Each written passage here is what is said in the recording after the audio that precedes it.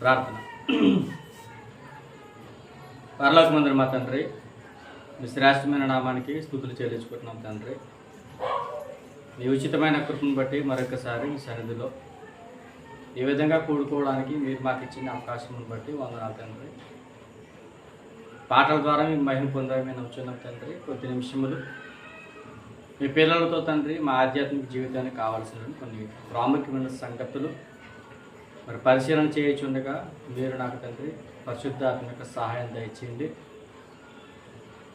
అలాగే తండ్రి ప్రత్యక్షంగాను పరోక్షంగాను మీ మాటలు పెట్టిన వారిని కూడా మరొకసారి జ్ఞాపకం చేసుకుంటారని మీ కృపను బట్టి చెబుతున్న మాటలు తండ్రి దృష్టిని ఎత్తుకోకుండా మా హృదయాల వాటిని భద్రపరుచుకుని వాక్యానుసారంగా మా జీవితాలు ఎలా ఉన్నావో మరొకసారి పరిశీలన చేసుకోవడానికి సహాయం దయచేస్తారని క్రీస్తు నామాన్ని ప్రార్థన అడిగి వేడుకుంటున్న మా పరమ తండ్రి, ఆమె.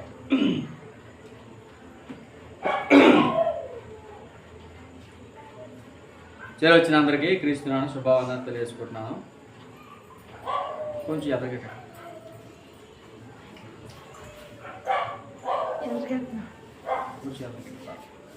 వాయిస్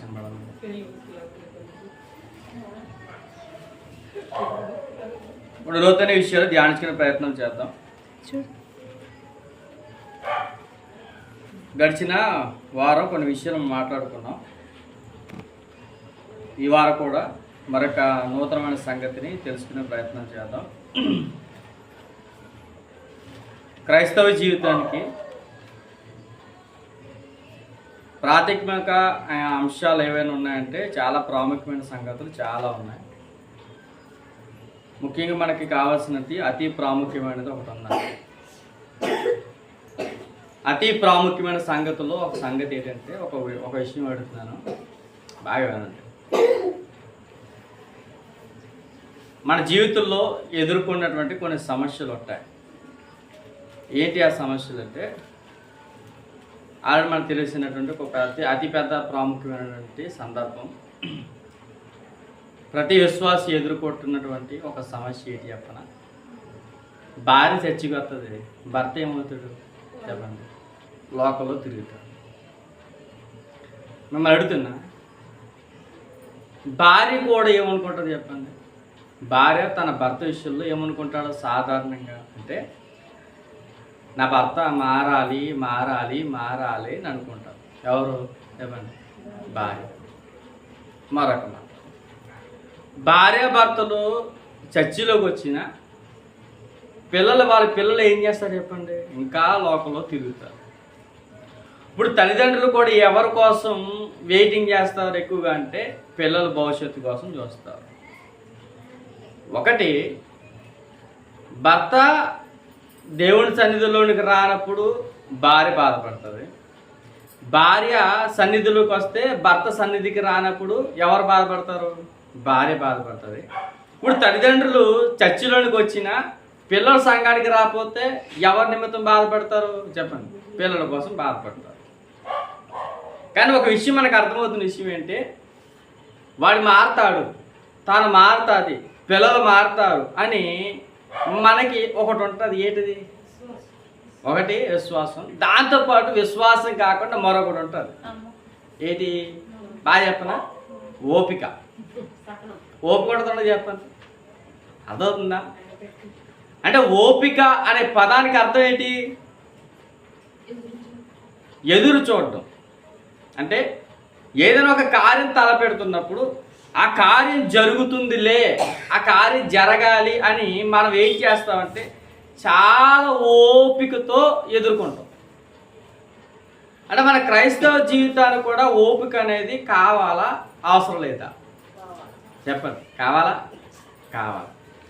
అంటే విశ్వాసిగా నువ్వు జర్నీ చేస్తున్నప్పుడు నీ ఆత్మీయ జీవితంలో దేనికోసం నువ్వు ఓపిక కలిగి ఉన్నావు?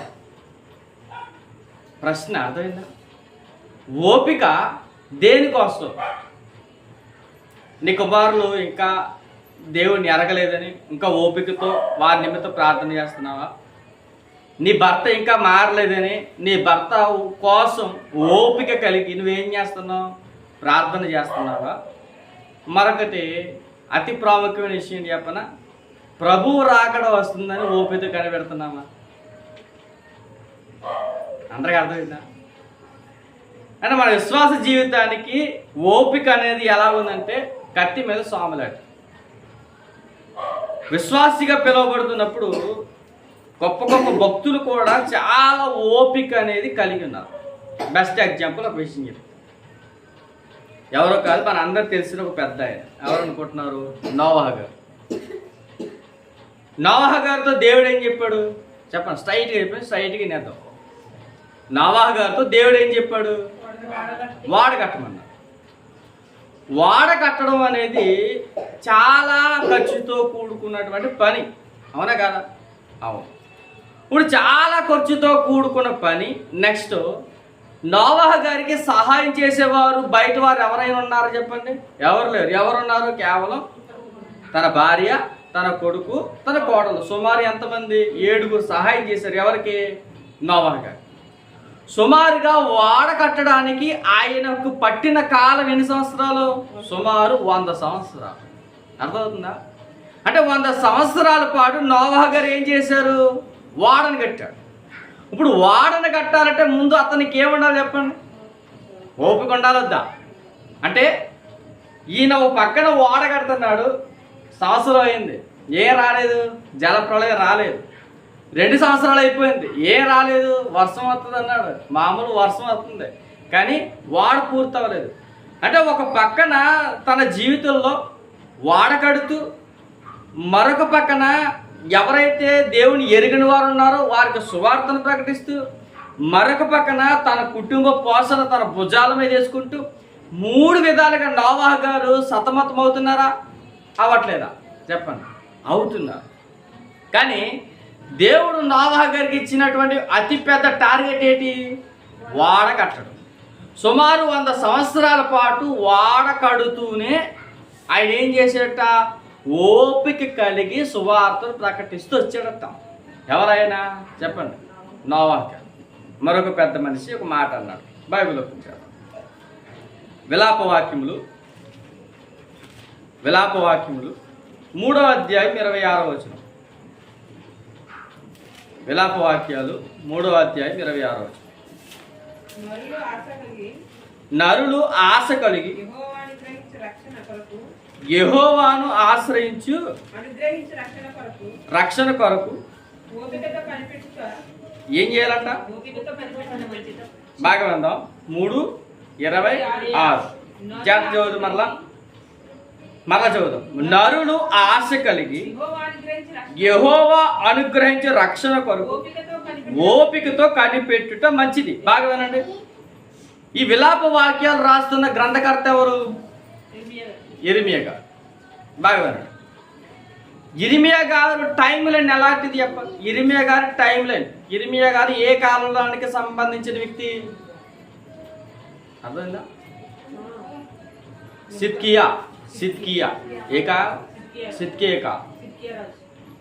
సిద్కియా మహారాజు గారు ఎవరైతే ఉన్నారో, అంటే యెషయా అనే ప్రవక్త గారు చనిపోయిన తర్వాత వచ్చిన ప్రవక్త ఎవరు? యిర్మీయా గారు. అంటే అప్పటికి బబులోను చెర అనేది స్టార్ట్ అవుతుంది.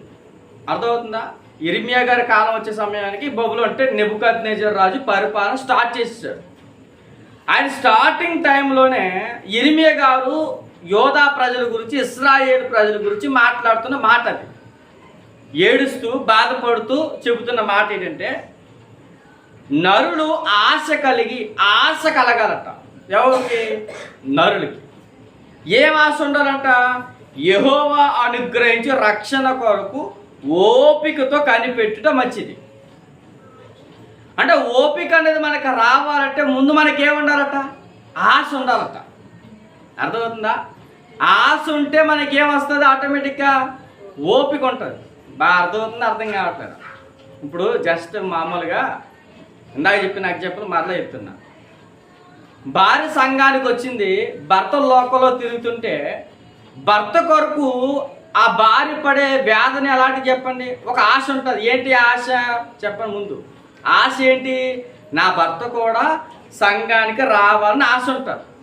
ఇప్పుడు ఈ ఆశ ఏదైతుంది? ఈ ఆశ ఎందుకు వచ్చింది? నీ భర్త మార్పు కొరకు. ఫోన్లో తల ఉంచి భర్త కొరకు ఆశ కలిగి ఆ తల్లి ఏం చేస్తుంది? ప్రార్థన చేస్తుంది. ఆ ప్రార్థన ఎలాగొస్తుందంటే ఓపికతో ప్రార్థన చేస్తుంది. అర్థమవుతున్న సందర్భం. అలాగే ఇశ్రాయేలు ప్రజలు ఎవరితో, ఇశ్రాయేలు ప్రజలు కూడా నరులుగా ఉన్న మీరందరూ కూడా ఆశ కలిగి ఉండాలి. దేని కొరకు ఆశ కలిగి ఉండాలి? యెహోవా అనుగ్రహించు రక్షణ కొరకు. అంటే దేవుడు ఇశ్రాయేలు ప్రజలను రక్షిస్తాడనే ఒక ఆశ ఉంటే అప్పుడు మీకు ఆ ఆశను బట్టి ఏం కలుగుద్దంట? ఓపిక కలుగుద్దంట. అంటే మనకు కూడా ఒక ఓపిక ఉంది. ఏంటి ఆ ఓపిక చెప్పనా? కనబడిన ఓపిక. చెప్పాలంటే కనబడిన ఓపిక ఏంటి చెప్పనా? మనం పరలోకానికి వెళ్తామని ఓపికతో ఇంకా దేవుడు మనకి ఏం కలగజేస్తున్నాడు? ఒక ఆశను పెట్టాడు. అర్థమవుతున్నప్పుడు మన చర్చిలోకి ఎందుకు వచ్చింది చెప్పండి? సంఘంలోనికి ఎందుకు వెళ్తున్నాం? ఒక ఆశ ఉంది. ఏంటి ఆశ చెప్పండి? మన ఆత్మీయ జీవితాన్ని దేవుని వైపు క్రమంగా మలుచుకోవాలని, మన ఆత్మీయ జీవితాలు ఏవుతున్నాం, మన ఆత్మీయ జీవితాలు దేవునికి ఇష్టానుసారంగా ఉంటే మనం ఎక్కడికి వెళ్తామని ఒక ఆశ ఉంది చెప్పండి. పరలోకం వెళ్తామని ఆశ ఉంది. ఆ ఆశని దేవుడు ఏమన్నాడు చెప్పనా? ఓపికతో ఎదురు చూడండి. అంటే మన అందరికి ఇప్పుడు ఏముంది చెప్పండి? కనబడింది ఒకటి ఉంది. ఏంటిది? ఓపిక. చాలా సందర్భాలు ఉంటాయి. పౌలు గారు రోమా సంఘానికి రాసిన పత్రిక 8వ అధ్యాయం. పౌలు గారు రోమా సంఘానికి రాసిన పత్రిక 8వ అధ్యాయం 25వ వచనం. 8:25.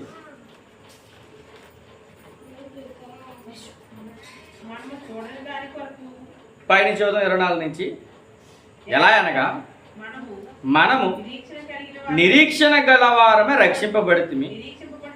నిరీక్షింపబడినది కనబడినప్పుడు నిరీక్షణతో పని ఉండదు. తాను చూచుచున్న దాని కొరకు ఎవడు నిరీక్షించును?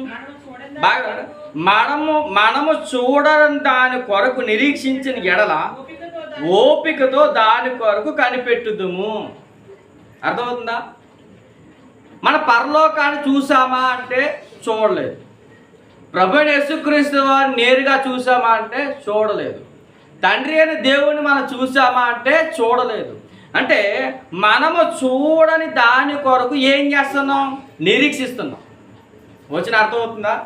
మనము చూడని దాని కొరకు నిరీక్షించిన ఎడల ఓపికతో, చూడండి, ఓపికతో మనం ఏం చేస్తున్నామంట? ఓపికతో దాని కొరకు కనిపెడుతున్నాం. అంటే నిరీక్షణ ఏదైతే ఉందో ఆ నిరీక్షణతో మనకి ఏం కలుగుతుందంట? ఓపిక అనేది వచ్చిందంట. ఆ ఓపిక మనల్ని ఏం చేస్తుందంటే దేవుని వైపు తీసుకుని వెళ్ళడానికి దేవుడు మనకు ఒక అవకాశాన్ని దయచేస్తున్నాడు. సో మన స్పిరిచువల్ లైఫ్కి అతి ప్రాముఖ్యమైనది ఏదైనా ఉందంటే ఆశతో మనం చూడండి, మనం కూడా ప్రార్థన చేసేటప్పుడు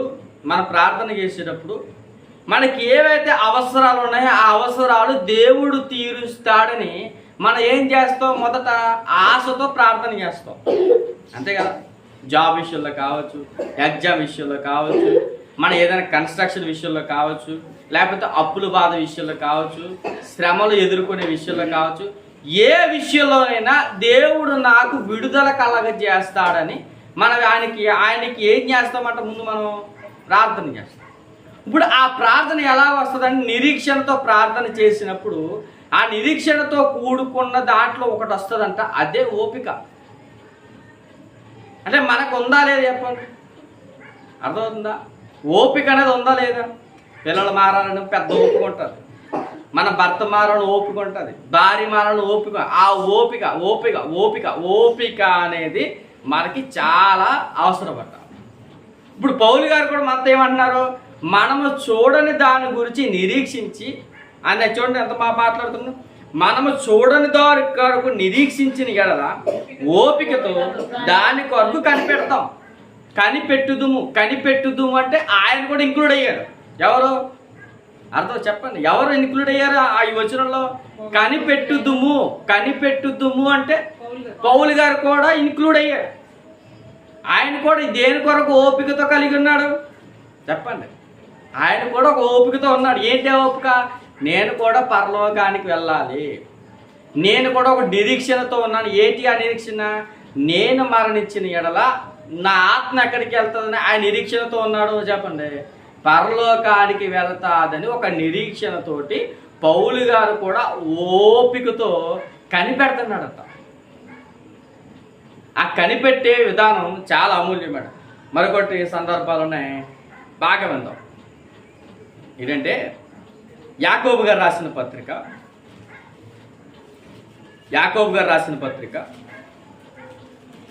5వ అధ్యాయం 7వ వచనం నుంచి జాగ్రత్తగా విందాం. 5వ అధ్యాయం 7వ వచనం నుంచి.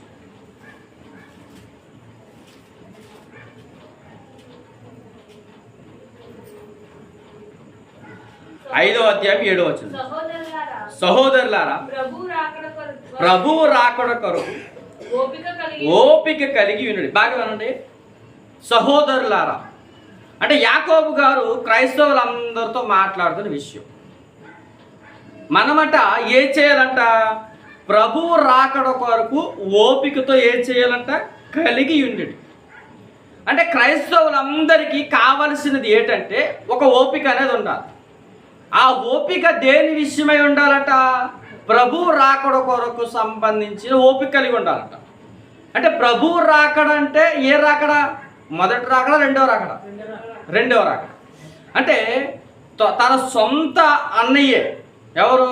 యేసుప్రభువు వారు. మరలా గుర్తు చేస్తున్నాను, యాకోబు గారు ఎవరు? యేసుక్రీస్తు వారి సొంత సహోదరు, అంటే సొంత తమ్ముడు. ఇప్పుడు సొంత తమ్ముడిగా పిలువబడుతున్న యాకోబు గారు తనను తాను తగ్గించుకున్నాడు, తనను తాను హెచ్చించుకున్నాడు. అంటే ఈ సందర్భాన్ని బట్టి తనను తాను తగ్గించుకున్నాడు.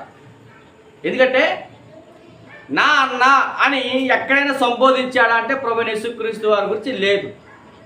అర్థమవుతుందా? ఆయన మొదటి వచనంలో ఒక మంచి మాట అన్నాడు. ఎక్కడ మొదటి అధ్యాయం మొదటి వచనం చూడండి. మొదటి అధ్యాయం మొదటి వచనం. దేవుని యొక్కయు ప్రభువైన యేసుక్రీస్తు యొక్కయు దాసుని యాకోబు. చూడండి, కనబడుతుందా? క్లియర్గా అర్థమవుతుంది. దేవుని యొక్కయు ప్రభువైన యేసుక్రీస్తు యొక్కయు దాసుడని యాకోబు. అంటే ఎవరికి దాసుడటైనా ఈ యాకోబు గారు? ప్రభువైన యేసుక్రీస్తు వారు. అంటే ఇప్పుడు ప్రభువైన యేసుక్రీస్తు సహోదరుని రాసుకోవచ్చు కదా. ఎవరు చెప్పండి? యాకోబు గారు. మీ అందరికి అర్థమవుతుందా? అంటే తన సొంత అన్నయ్యనే యాకోబు గారు ఏం మాట్లాడుతున్నారు? దాసుడను అని మాట్లాడుతున్నారు. అంటే దాసుడని యాకోబుని నేను సహోదరులా మీ అందరూ చెప్తున్నా, మన ప్రభు అయిన యేసుక్రీస్తు రాకడ కొరకు ఓపిక కలిగి ఉండండి. ఆ ఓపిక ఎలా కలిగి ఉండాలంటే ఒక ఎగ్జాంపుల్ చెప్తున్నాడు యాకోబు గారు. చూడండి ఒకసారి. చూడుడి, వ్యవసాయకుడు తొలకరి వర్షమును కడవరి వర్షమును సమకూడు వరకు విలువైన భూఫలము నిమిత్తము ఓపికతో కాచుకొనుచు దాని కొరకు కనిపెట్టును కదా. అర్థమవుతుందా? రైతు ఉన్నాడు. రైతు దేని కొరకు ఎదురు చూస్తాడు చెప్పండి? వర్షం కోసం ఎదురు చూస్తాడు. ఎందుకని? పంట పండుతుందని. అంటే రైతుకి 2 రకాలైన వర్షాలు వస్తాయట తన జీవితంలో. ఎందుకంటే పంట వేసినాం, మనకు తెలియదు కానీ రైతుకి తెలుసు. ఏంటి ఆ వర్షాలు అంటే? తొలకరి వర్షము, కడవరి వర్షం. ఈ తొలకరి వర్షం కురుస్తున్నప్పుడు, కడవరి వర్షం కురుస్తున్నప్పుడు ఆ రైతుకి ఏం అర్థమవుతుందంటే తన భూఫలం అనేది ఉందో భూమి పంట తన చేతికి రావడానికి సిద్ధంగా ఉంటుంది. తనకు అర్థమవుతుందంట. ఎందుకని? వర్షాలు పడతాయి. నిజంగా వర్షాలు పడకపోతే రైతు పంట పండించగలరా చెప్పండి? పండించలేడు, ఎంత నీరు ఉన్నాయి. అంటే రైతు కూడా దేని మీద ఆధారపడతాడంటే చెప్పండి? వర్షం మీద ఆధారపడతాడు. అంటే ఆ వర్షం ఏదైతుందో తొలకరి వర్షం, కడవరి వర్షం, ఈ వర్షాలు కురవడం వలన ఆ రైతుకి ఏం అర్థమవుతుంది? ఫలం అనేది తన చేతిలోకి వస్తుంది, పంట ఫలం. దేని కొరకు ఎదురు చూస్తాడంటే అతడు ఓపికతో ఎదురు చూస్తాడంట. చూడండి, చాలా పొలాలు దున్నేసి అలా వదిలేస్తాడు. అర్థమవుతుందా? దున్నేసి వదిలేసిన తర్వాత అతడు ఏ ధీమాతో పంట పొలాలు వేసాడు? వరిసేని వేస్తాడు. మనకి ఎక్కువగా వరిసేని వేస్తాడు. వరి పంట పండించిన తర్వాత ఆ కాలంలో ఒకవేళ జస్ట్ ఎగ్జాంపుల్ ఈ సంవత్సరం అంతా కూడా వర్షం పడదు అన్నా కానీ రైతు ఏం చేస్తాడు చెప్పండి? పంట వేస్తాడు. ఎందుకని? ఏదో ఒక టైంలో ఒక తొలకరి వర్షం అన్నా కురుస్తుందని ఒక ధీమాతోటి ఆ వ్యవసాయదారుడు ఏం చేస్తాడు? పొలంలో పంట వేస్తాడు, వరిసేని వేస్తాడు. ఎందుకని ఆయనకు ఉంది ఏంటి చెప్పనా, ఒక ఓపిక ఉంది. ఇంకా బాగా ఎగ్జాంపుల్ చెప్పనా, ఒక ఎగ్జాంపుల్ బాగా వినండి, మనం చూస్తుంది నిజ జీవితంలో. మన మురారి దాటిన తర్వాత సర్వీస్ లైన్ అని గుర్తుందా, సర్వీస్ లైన్, పెద్ద సర్వీస్ లైన్ ఒకటి కనబడు. మురారి దాటాక డ్రైనేజ్ ఉంటుంది చూసారా, బ్రిడ్జి తగ్గుతుంది సార్, బ్రిడ్జి పోలవరం బ్రిడ్జి కాదు, చిన్న బ్రిడ్జి ఒకటి ఉంటుంది మనకి. మనం మురారి దాటిన తర్వాత, మురారి దాటేసిన తర్వాత పెద్ద లైన్ దగ్గర బ్రిడ్జి ఉంటుంది, సర్వీస్ లైన్. గట్టిగా వర్షం వచ్చింది అనుకోండి, అక్కడి నుంచి డ్రైనేజీలో నుంచి వాటర్ వెళ్ళిపోతుంది, ఫ్లోటింగ్ వెళ్ళిపోతుంది, కాలువ ఉంటుంది, పిల్ల కాలువ. ఆ కాలువ వారున్న పొలాలన్నీ ఎండిపోతాయి. అదే ఎక్కడ అనుకుంటున్నారు, గేదెల ఫారం దగ్గర. అదవుతుందా, స్కూల్ ఎట్టారు కదా, మినరో స్కూల్ ఎదరా బ్రిడ్జి ఉంటుంది, చిన్న బ్రిడ్జి ఉంటుంది. ఆ చిన్న బ్రిడ్జి ఏదవుతుంది, ఆ చిన్న బ్రిడ్జి దగ్గర కింద పొలాలు చూసారు మీరు.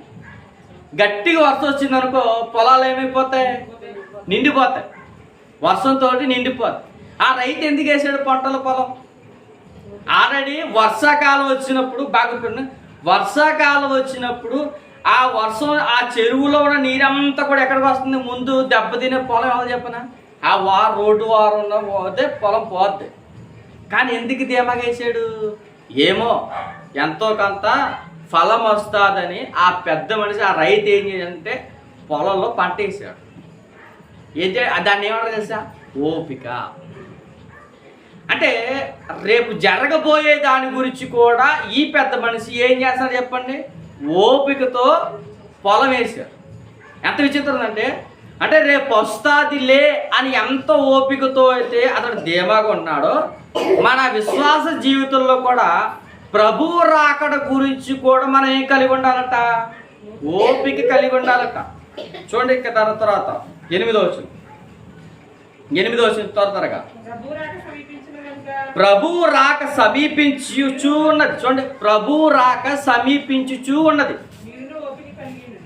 మీరును ఓపిక కలిగి ఉండుడి, మీ హృదయాలను స్థిరపరచుకొనుడి. దేనిని స్థిరపరచుకోవాలట మనం, హృదయాలు. చూడండి, ఈ హృదయానికి దేవుడు చాలా విషయాలు చెప్పాడు. హృదయం మాట్లాడుతుంది, మన మాట ఎంతో, హృదయం మాట మనం వినాల్సి వస్తుంది, రివర్స్ అవుతుంది. మన బాడీలో మన మాటలు ఉంటాయి అంటే మన మాటలను, అందులో అతి ప్రాముఖ్యమైనది హృదయం. ఈ హృదయం అంట మన మాట ఏందంట, ఎవరి మాట మనం అంటాం, హృదయం మాట మనం వింటాం. అందుకనే దేవుడు ఏమన్నాడంటే హృదయాలను ఏం చేయాలంట, స్థిరపరచుకోవాలి. దేని కొరకు స్థిరపరచుకోవాలి, ప్రభు రాకడ అతి సమీపంగా ఉంది, ఆయన రేపో ఎల్లుండో లేకపోతే ఈ క్షణాన్ని వచ్చేస్తాడు. కాబట్టి ఆయన వచ్చే సమయానికి మన హృదయాన్ని స్థిరపరచుకోవడం అంటే ఒక ముద్ర వేసుకుని కూర్చోవాలి. ఇంకా అటు ఇటు లోక వైపుకు మన హృదయాన్ని స్థిరపరిచే విధంగా ఉండకూడదు, లోక వైపు. అర్థమవుతుంది మీ అందరికీ. మరొక మాట చూడండి, ప్రభు రాక సమీపించుచూ ఉన్నది కనుక మీరును ఓపిక కలిగి ఉండి మీ హృదయములను కూడా స్థిరపరచుకోండి. సహోదరులారా, మీరు తీర్పు పొందకుండా నిమిత్తము, చూడండి, మీరు తీర్పు పొందకుండా నిమిత్తం మీరు ఏం చేయకూడదంటే ఒకని మీద ఒకడు సనుక్కోకండి. ఏమనకూడదట మన జీవితంలో, సనుగులాట ఉండకూడదట. అర్థమవుతుందా, అంటే ఒకవేళ మన జీవితంలో మన ఇరుగు పొరుగు వారి గురించి, వీరి గురించి ముందు మనం ఏం చేయకూడదట, సనుక్కోకూడదు. అంటే సనుక్కుంటే కూడా ఏం కలుగుద్ది చెప్పండి, సనుక్కోవడం కూడా పెద్ద డేంజరే మన జీవితంలో ఉన్నది. అది అంటే ఆయన సనుక్కోకూడదు అనే మాట ఎందుకు వచ్చిందంటే మన హృదయంలో సనుక్కునే తత్వం ఉంది మనకి ఎక్కువగా, అంతేనా. మన వాడు గురించి వాడు సాడీలు చెప్పుకుంటాం, వాడి గురించి వాడు సనుక్కుంటాం. అలా సనుక్కోవడం కూడా తప్పేనట. ఎందుకంటే ఆ సనుక్కోవడంలో మన న్యాయాధిపతి ఎక్కడున్నాడట, వాకిట ఉన్నాడట. వాకిట అంటే బయట, అంటే మన గుమ్మం దాటినండి ఎవరున్నారు, న్యాయాధిపతి ఉన్నాడట. మన బాడీ కూడా తీసుకెళ్ళినప్పుడు ఎవరున్నారు, న్యాయాధిపతి ఉన్నాడట. ఎవరా న్యాయాధిపతి, యేసుక్రీస్తు. అంటే ఎంత ఓపికగా మనం కలిగి ఉంటే, మన హృదయాన్ని స్థిరపరచుకుంటే ఒకడి మీద ఒకడు మనం నిందలేయకుండా, ఒకడి మీద ఒకడు మన సాడీలు చెప్పుకోకుండా, నేనేం చెప్పాలంటే మన జీవితాలు మన సక్రమంగా ఉంచుకుంటే సరిపోతుంది. చెప్పాలంటే ఈ జనరేషన్లో మనం ఎప్పుడు కూడా ఒకడి గురించి మనం మాట్లాడకుండా మన గురించి మనం ఆలోచించుకుంటూ, నిజమే కదా, నేనున్నా నా లైఫ్ ఏటో నాకు తెలుసు, మీ లైఫ్ ఏటో మీకు తెలుసు. నేను మీ దగ్గరకు వచ్చి మాట్లాడేసాను అనుకుని ఏమవుద్ది చెప్పండి, ఏముండదు, మాట ఉంటే అంతేనా. నేనున్నాను, మీ గురించి బయట వాళ్ళ దగ్గర ఎవరి దగ్గర బ్యాడ్గా చెప్పాను అనుకోండి, ఏముంది, ఏం మాట్లాడింది, నా నాలుగు మాట్లాడు, నాలుగు కూడా అది ప్రమాదకరమైంది. ఇదే ఆయన అంటాడు, ఏమని, అవయవంలో చిన్నదైనను నాలుకట. దాన్ని యాకోబు గారు దేంతో పోల్చారు చెప్పనా, అగ్నితో పోల్చాడు. నాలుక అగ్నియే. అంటే నాలుక ఏం చేస్తుంది, కాపురాలు కూడా కూర్చేద్దా అంటే కూర్చేద్ది. కాపురాలు కూర్చేసి ఏంటనుకుంటున్నారు, నాలుక. అందుకనే మనం ఒకరి మీద ఒకరు సనుక్కోకుండా ఉంటే న్యాయాధిపతి మనల్ని ఏం చేస్తాడంటే, నిజం చెప్పానన్నా, మనం సనుక్కోకుండా మన పని మనం చేసుకుంటే ఎవడు మనల్ని దాటరాడు, మళ్ళీ ఎవడు అనలేడు. ఎందుకని, మనం వాడి గురించి మాట్లాడలేదు కాబట్టి. అర్థమవుతుంది అందరికీ.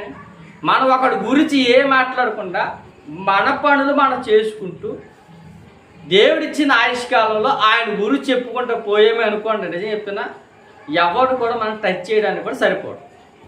అందుకనే యాకోబు గారు మనతో మాట్లాడుతున్న విషయం ఏంటంటే, మీరేం చేయాలంటే తీర్పు పొందకుండా ఉండాలంటే మీరు ఒకరి మీద ఒకరు సరుక్కోకండి. ఎందుకంటే న్యాయాధిపతి మన వాకిట నిలిచి ఉన్నాడు. నా సహోదరులారా, ముగించుకుందాం, చదువుదాం. నా సహోదరులారా, ప్రభువు నామమున బోధించిన ప్రవక్తలను శ్రమ అనుభవమునకు ఓపికను మాదిరిగా పెట్టుకోండి. అర్థమవుతుందా? ప్రభువు గురించి చాలామంది ప్రవక్తలు చెప్పారు. ఎవరి గురించి? దేవుడి గురించిన విషయాలు అనేక మంది ప్రవక్తలు మాట్లాడారు.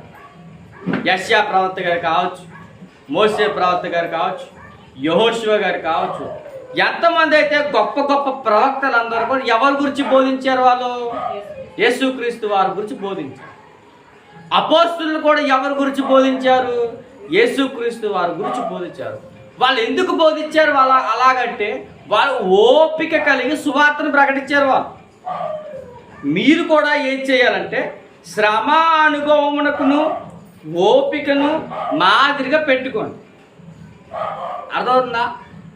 అంటే మన శ్రమల గుండా ప్రయాణం చేస్తున్నప్పుడు ఆ శ్రమలలో ఓపిక అనేది మీకు ఉండాలి. ఆ శ్రమ ఓపిక మీకు మాదిరి. ఎవరు మాదిరి? మీ ముందటి కాలంలో యేసు ప్రభు వారి గురించి చెప్పినటువంటి బోధకులు అనేక మంది ఉన్నారు. వాళ్ళు ఏం చేశారు? సువార్తను ప్రకటించారు. ఎంతోమంది శ్రమల గుండా ప్రయాణం చేశారు. వాళ్ళు ఎంతోమంది ఓపికతో సువార్తను ప్రకటించారు. మీరు కూడా ఏం చేయాలంటే మీకున్న కాలంలో బాగానండి, మనకున్న సర్టెన్ పీరియడ్ టైంలో మనకు కూడా ఏం చేయాలంటే సువార్తను ప్రకటిస్తూ శ్రమను ఓపికను మనం మాదిరి పెట్టుకోవాలి. ఎవరిని బట్టి చెప్పండి, ఎవరిని బట్టి ఓపికను పెట్టుకోవాలి? మన ముందున్నటువంటి బోధకులను బట్టి. మన ముందర ఎవరున్నారు చెప్పండి బోధకులు అంటే? చెప్పండి, ఇందులో ఉన్నారు, ఎవరున్నారు బోధకులు? యోబు గారు ఉన్నారా? బాగా యోబు గారి గురించి ప్రస్తావన ఉంది. చూడండి, చూడండి, ఒక మాట చెప్తున్నాను, బాగా వినండి. సహించిన వారిని ధన్యులు అనుకొనుచున్నాము కదా. ఏ సహిస్తే ధన్యులు చెప్పండి? దేనిని సహిస్తే మనం ధన్యులు? ఈ అధ్యాయంలో ఈ గ్రంథంలో ఉంటుంది. ఏంటి ఆ విషయం చెప్పనా? దీన్ని ఒకసారి మొదటి అధ్యాయం శోధనను సహించేవాడు ధన్యుడు, అతడు శోధనకు నిలిచిన వాడు, ప్రభువు తన్ను ప్రేమించి వారికి వాగ్దానం చేసిన జీవి కిరీటము పొందును. బాగా వినండి. శోధన అనేది దేవుడిస్తాడా అపవాదిస్తాడా? మరలా చెప్తాడు, మరలా ప్రశ్న రైజ్ చేస్తున్నాను, జాగ్రత్తగా చెప్పాడు. శోధన దేవుడు కలగజేస్తాడా అపవాది కలగజేస్తాడా? దేవుడు కలగజేస్తాడా? ఒకసారి అదే అధ్యాయం ఎలా కిందకి వెళ్దామా? బాగా వినండి. 13వ వచనం, దేవుడు కీడు విషయమై శోధింపబడనేరడు, ఆయన ఎవరిని శోధింపడు. దాని అర్థం ఏంటి? అర్థమైంది అందరికీ? దేవుడట ఎవరిని శోధింపడు కనుక మీరేం చేయకూడదంట, ఎవడైనా శోధింపబడినప్పుడు నేను దేవుని చేత శోధింపబడుచున్నా అని అనకూడదు. ప్రశ్న అర్థమైందా? అర్థం కాలేదు. అదేంటి మరి నా కుటుంబంలో శోధనలు ఎక్కువైపోతున్నాయి కదా అని అనుకుంటే, నీ విశ్వాస జీవితానికి అపవాదిగాడు నీ కుటుంబంలో శోధనలు ఇట్టాడు. బాగా గుర్తుపెట్టుకో. ఇప్పుడు ఇదే యాకోబు గారు ఎవరి గురించి మాట్లాడు పై వచనంలో? యోబు గురించి ఆలోచించాడు. మమ్మల్ని అడుగుతున్నా, యోబు యొక్క ప్రస్తావన ఎవరు తీసుకుని వచ్చారు? అపవాదిగాడి ముందర దేవుడు తీసుకొచ్చాడు. ఏమని తీసుకుని వచ్చాడు? నువ్వు యోబు సంగతి ఆలోచించితివా అని అడిగాడు. బాగా గుర్తుపెట్టు. యోబు సంగతి ఆలోచించితివా అని అడిగినప్పుడు ఆలోచించాను, అతను అన్ని విధాలుగా ఆయన ఏం చేశాను? ఆశీర్వదించావు అని అన్నప్పుడు మరి ఏం చేయాలనుకుంటున్నావు ఏంటి అని అన్నప్పుడు అపవాదిగాడు దేవుడితో ఏమన్నాడు? నువ్వు పర్మిషన్ ఇస్తే ఏదైనా చేయగలవు అన్నాడు. దేవుడు ఏం చేశాడంటే శోధింపబడడానికి పర్మిషన్ ఇవ్వలేదు. తన ఆత్మీయ జీవితం ఏమైపోయినా, నువ్వు యోబుని ఏం చేసినా కానీ తన ఆత్మీయ జీవితాన్ని నన్ను విడిచిపోడు, నువ్వేం చేస్తావు చేసుకో అని. ఇప్పుడు దేవుడు శోధించలేదు ఎవరిని? యోబుని. ఎవరు శోధించారు? అపవాదిగాడు శోధించాడు. అర్థమవుతుందా? క్లియర్గా అర్థమవుతుందా? ఇప్పుడు అపవాదిగాడు వచ్చి యోబు గారిని ఏం చేశాడు? ఒకటి, ఆస్తిని పోగొట్టాడు. 2, కుమారులు కొడుకులు చచ్చిపోయారు, దాసులు చచ్చిపోయారు, ఆస్తి అంతా ఎవరు కల్దీలు వచ్చి పట్టిపోయారు. వీళ్ళందరూ పట్టిపోయారు. ఎంత విచిత్రం ఉందంటే ఇవన్నీ దేవుడు ఎట్టుకెళ్ళిపోయాడా? చెప్పండి. అపవాదిగాడు వచ్చి క్రియేట్ చేశాడా? చెప్పండి త్వరగా. అపవాదిగాడు వచ్చి శోధనను పెట్టాడు, దేవుడు పెట్టలేదు. దేవుడు ఏం చేస్తాడంటే నీ విశ్వాస జీవితం ఎలాగుందో చూస్తాడు అంతే, చూడడం వరకే. ఎందుకంటే మనుషులకి ఫ్రీడమ్ ఇచ్చాడు దేవుడు. దేవుడికున్న గొప్ప ఆలోచన తెలుసా? అపవాదిగాడు మన కుటుంబంలో శోధనలకి మనల్ని పడచేసినప్పుడు, ఈ విశ్వాస జీవితంలో ఈ శోధనల గుండా నువ్వు ప్రయాణం చేస్తున్నప్పుడు దేవుడు నాకు ఈ శోధన కలగజేశాడంటే దాని అర్థం ఏంటి చెప్పనా? నీ విశ్వాసం బాగుంది. అర్థమవుతుందా? మన విశ్వాసం బాగుంది కాబట్టే మన కుటుంబంలో ఏమొస్తాయి? శ్రమలు వస్తాయి. మన విశ్వాసం దేవుని యొక్క అధికంగా ఉంది కాబట్టి మన కుటుంబంలో ఏమొస్తాయి? ఇబ్బందులు వస్తాయి. ఆర్థికపరమైన ఇబ్బందులు గురవుతాం. మనకి ఏ పనులు ఉండవు. కుటుంబంలో ఆరోగ్య సమస్యలు వస్తున్నాయి. దాని అర్థం ఏంటి చెప్పండి? దాని అర్థం ఏంటంటే అపవాదిగాడు దేవుని దగ్గర పర్మిషన్ తీసుకున్నాడు. ఏంటి ఆ పర్మిషన్? ఒకసారి అలాగే వెళ్ళొస్తానే అని అంటాడట. ఎవరు చెప్పండి? అపవాదిగాడు. ఎందుకని? నీ యొక్క విశ్వాస జీవితాన్ని పరిశీలన చేయడానికి. అందుకనే కీడు విషయమై దేవుడు మనుషులు శోధించడు, దేవుడు కూడా శోధించడు. అర్థమవుతుందా? ఎవరు మనల్ని శోధిస్తారు? అపవాదిగాడు శోధిస్తాడు. ఈ అపవాదిగాడు పెట్టిన శోధనల గుండా నువ్వు ప్రయాణం చేస్తున్నప్పుడు ఆ శోధన సహిస్తే నువ్వు ధన్యుడు కాబట్టి ఆ శోధన సహించే కాబట్టి పరలోకం నీకు ఏమిస్తా అన్నాడు? జీవ కిరీటాన్ని ఇస్తాడట. ఇప్పుడు ఆ జీవ కిరీటం మనకు రావాలంటే మనం ఏ కలిగి ఉండాలి? మొదట ఓపిక కలిగి ఉండాలి. అర్థమవుతుందా? శోధనను సహించేవాడికి ఉండేదే ఏడి చెప్పన? ఓపిక. ఇప్పుడు చెప్పండి, మనకు ఓపిక ఉందా? విశ్వాస జీవితంలో మనం అలాగెళ్తున్నప్పుడు అపవాదిగాడు మనల్ని పలుమార్లు ఇబ్బందులు కన్నా, ఆర్థికపరమైన ఇబ్బందులు కావచ్చు, ఆరోగ్యపరమైన ఇబ్బందులు కావచ్చు, కుటుంబంలో లేనిపోని గొడవలు కావచ్చు, ఇవన్నీ మన మీదకి ఉరులుగా మన మీద అడిపోయినా మనం ఎప్పుడైతే ఇది నా కుటుంబంలో వచ్చింది అని అర్థం ఏంటంటే అపవాదిగాడు నా విశ్వాసాన్ని టచ్ చేయడానికి వచ్చాడా, సరే ఏం చేద్దాం చూద్దాం అని మనం ఏం చేయాలి చెప్పనా? విశ్వాసాన్ని విడిచిపెట్టకుండా దేవుడు నన్ను చూస్తాడు, ఆయన నా కుటుంబ చుట్టూ దోతలు పెట్టాడని మనం ఎప్పుడైతే విశ్వాసంతో ఆ శోధనను సహిస్తామో అప్పుడు మనం ధన్యులం అంటాం. ఆయన గురించి మాట్లాడు చూడండి, 11వ వచనం. శోధనను సహించు వారిని ధన్యులు అనుకుంటున్నాము కదా, మీరు యోబు యొక్క సహనమును గూర్చి వింటిరి. చూడండి, మన పాత నిబంధన గ్రంథాన్ని ఏదైనా పిప్పి చేసామంటే ఎవరి గురించి మాట్లాడతారు చెప్పండి సేవకులందరూ? యోబు గురించి. అంటే యోబు గురించి తెలియని భక్తుడు ఉండడా అంటే క్రైస్తవుడు లేడు. అర్థమవుతుందా? అంటే ప్రతి విశ్వాసికి, ప్రతి క్రైస్తవుడికి మొట్టమొదటిసారిగా లేఖనాలు ఏమైనా చెప్పే సేవకులు ఎవరైనా ఉన్నారంటే ఎవరి గురించి బాగా చెప్తారట? ఇలా యోబు గురించి చెప్తారట. ఆయన అన్నాడు చూడండి, మీరు యోబు యొక్క సహనమును గూర్చి వింటిరి, ఆయన ఎంతో జాలియు కనికరము గలవాడని మీరు తెలుసుకొని ఉన్నారు. ఆయనకి ఏముందంట? జాలి ఉందంట. ఇంకేముందంట? కనికరం ఉందంట. ఎవరికి? యోబు గారు. అంటే ఆ ఓపికతో ఆయన కలిగింది ఏంటంటే జాలి, కనికరం.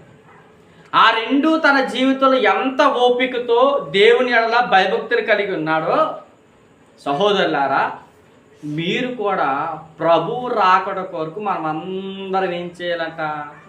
ఓపిక కలిగి ఉండాలి. అందుకనే మళ్ళా చెప్తున్నా, మన జీవం ఏ పాటిది చెప్పండి? మన జీవం ఏ పాటిది? ఎంతలో కనబడి అంతలో మాయమైపోయే ఆవిరిలాంటి. ఇలా ఆవిరిలాంటి జీవితంలో బతుకుతున్న మనకి ప్రభు రాకడ అతి సమీపంలో ఉందని మనం గ్రహించాలి. ముఖ్యంగా ఆ ప్రభు రాకడ అతి సమీపంలో ఉందని మనం ఎప్పుడైతే గ్రహిస్తామో మనకి ఏముంటుంది చెప్పనా? యెహోవా కొరకు మనం రక్షణ కొరకు ఎదురు చూడడంలో ఆ ఓపిక మనకు కలిగి ఉంటే దేవుడి దగ్గర చెప్తున్నా, ఆ ఓపికే మన ఆత్మీయ జీవితాన్ని పరలోకాన్ని తీసుకెళ్తాం. చాలాసార్లు చెప్పాను, మరలా చెప్తున్నా.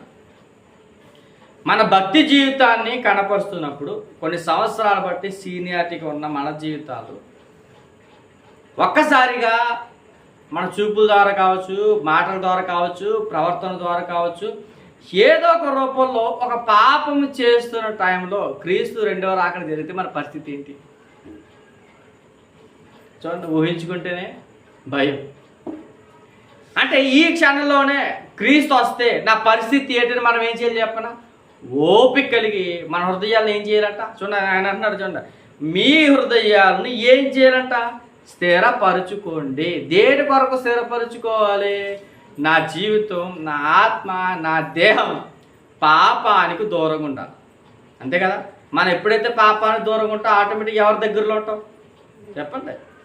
పాపానికి దూరంగా ఉంటే ఎవరి దగ్గర అవుతాం? దేవుని దగ్గర అవుతాం. ఇప్పుడు నువ్వు దేవుని దగ్గర అవుతున్నప్పుడు నీకేమి ఎదురవుతాయి? శోధనలు వస్తాయి. నువ్వు శోధన ఏం చేయాలి? సహించు. నువ్వు శోధనను సహించేవాటే నీకు పరలోకాలు వేస్తా చెప్పనా? జయకిరీడు అన్నీ ఉన్నాయి చెప్పాలంటే. 7 సంఘాల్లో ఒక్కొక్క మాట ఎందుకు చెప్పాడంటే బాగా గుర్తుపెట్టి మళ్ళీ ఇద్దరు ముగించేస్తున్నాను.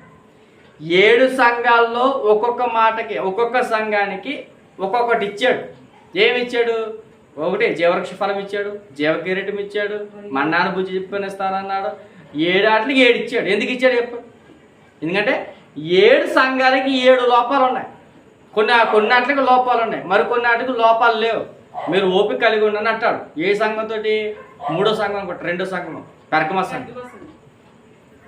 అంటే సంఘాల్లో ఏముండాలి? ముఖ్యంగా చెప్పాలంటే ఓపిక అనేది ఉండాలి. నేను చెప్తున్నా, మన జీవితంలో మనందరికీ కావాల్సినది ప్రాముఖ్యంగా ఓపిక.